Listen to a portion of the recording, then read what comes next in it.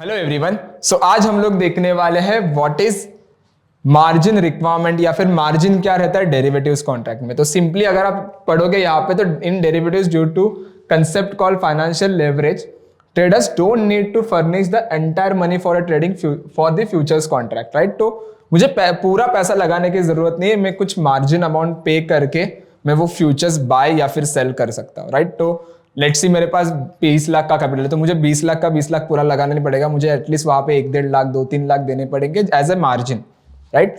सो margin के भी ना there are two types of the margin. कौन से रहता है? एक होता है initial margin.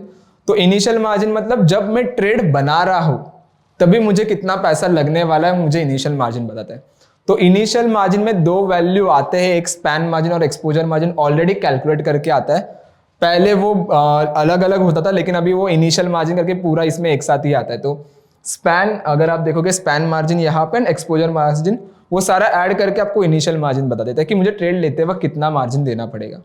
Second is mark to market margin, मतलब क्या जितना मेरा प्रॉफिट एंड लॉस हो रहा है उस बेस पे मेरा मार्जिन कितना लगेगा या फिर कितना कम होगा ये मुझे बताएगा based on the open positions. अगर मैं बाय कर रहा हूं और मेरे फेवर में बाजार जा रहा है तो मुझे मार्जिन रिक्वायरमेंट थोड़ा बहुत वहां पे कम लगेगा, लेकिन वही मेरे फेवर में नहीं जा रहा, लॉस में, तो मुझे मार्जिन वहां पे बढ़ाना पड़ेगा, राइट।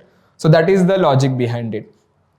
तो जनरली मार्जिन रिक्वायरमेंट इसके वजह से उसमें ये चीज बेटर है कि मुझे एक लेवरेज मिलता है कि मैं कम पैसे में वो फ्यूचर होल्ड कर सकता हूं या फिर उसमें ट्रेड बना सकता हूं।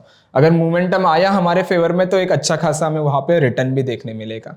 So that is for the today guys. अगर आपको इसके बारे में और इन डिटेल जानना है तो नीचे सारे डिटेल्स बता के रखिए, सो प्लीज एक बार रीड करके रखना।